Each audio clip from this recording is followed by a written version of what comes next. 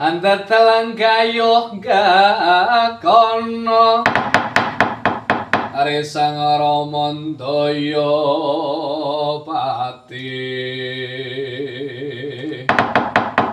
ana yaksa gung cangkrama namane wil kataksini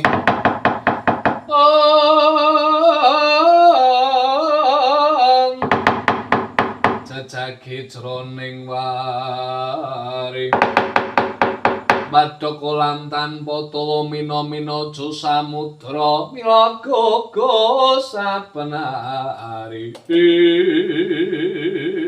Trikaya wonten dawa sabda paramandika Kang Mas Trinetra Kang Mas kepareng paduka nimbali kengraipun Trikaya. Jebulane sing gawe trusake taman harga suka dudu wujuding menungso di. Iki ana wujuding bleketer monyet ning kulese putih edan. Ngane-ane temen sajae bisa tata jalma kaya dene jalem manusa. Monggo dipun dangu kemawon Kang Mas mbok bilih menika penyusup Kang Mas. Monggo disit kethek mbutetek lutung beo munyuk nyaknyuk jenengmu sapa papan delung ngendi?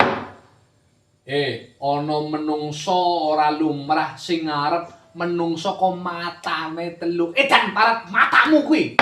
Ngane-ane temen. Yo, aku jenenge Trinetra. Aku jenenge Trikaya.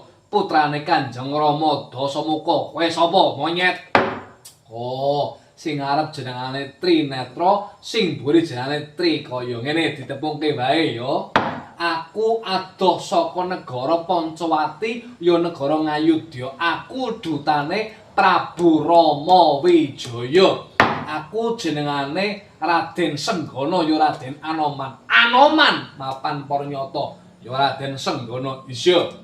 Lah banjur karep apa? Karep apa kowe ngrusak Taman Ngargasuka, taman kaendaning negara Kalengka? Ngene, lek nomripatmu jembrengen talingamu wakna gobokmu. Nggonku ngrusak Taman Ngargasuka ora ana lara telu mung kepengin ngerti sing gedhone jenenge Prabu Dasamuka kaya ngapa. Ratu ing ngantane ratu kok ora nduweni tatanan ratu. Demeni bojone wong liya. Ngrusak pagrayung bedol kayon kang ijo godhong ngrusuki darepe wong niku luput tumreng ping negara ya luput tumraping agama. Ayo, dina saiki ndi wong tuamu patenane sanggawa. Dan parat ora usah datang goleti wong tuaku. Iki anake lanang jenenge Trinetra lan Trikaya adep ana keparat kowe monyet dutane mungsuh. Patimu dereng kene. Kowe kecemplung ning negaring Kalengka Draca padha bae iwak kecemplung wuwu bisa mlebu bisa metu. Para gage